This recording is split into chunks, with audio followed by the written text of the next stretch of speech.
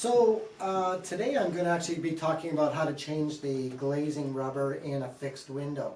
We get lots of questions about this throughout the year. Over time, this fixed rubber glazing can actually bubble, discolor, and start pulling away from the bottom corners. So I'm going to show you quickly how to do that. This is purely a cosmetic material, so this does nothing to prevent windows from leaking.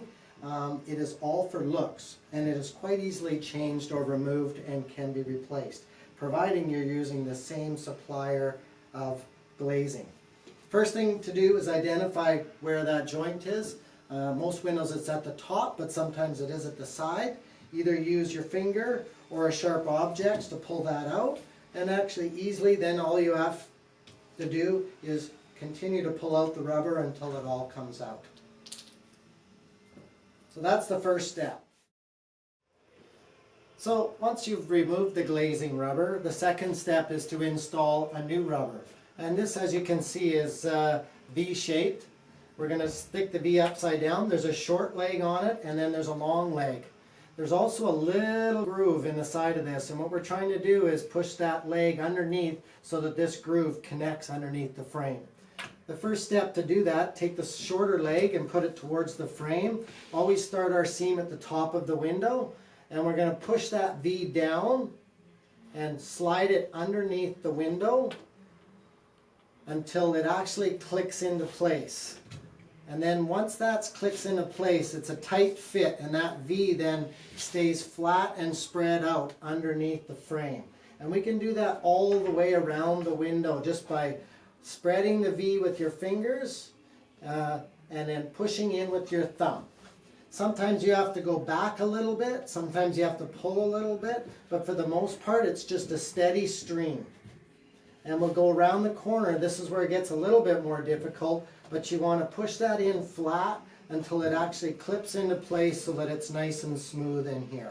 And you might have to change thumbs, change hands, and of course this is much more difficult when it's sitting on your boat and standing up.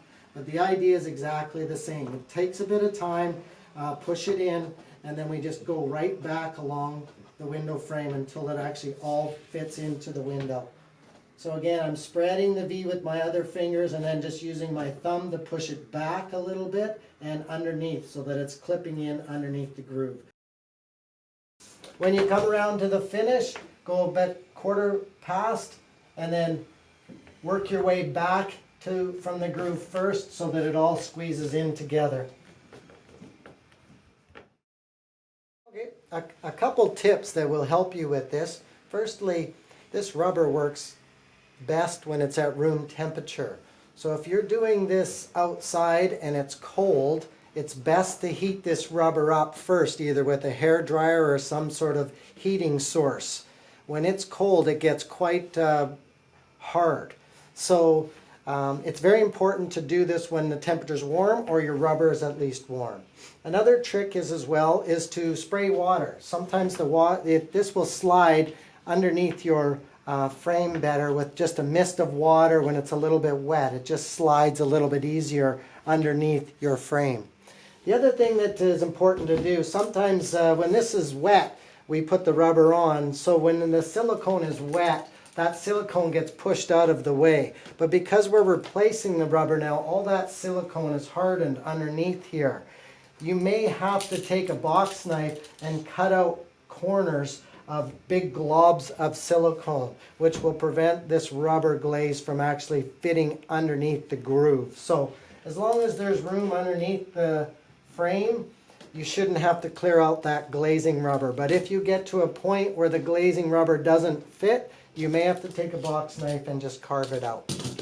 And that's pretty much it, how to put in the glazing rubber in your window. This can be done quite quickly, and we sell it by the foot.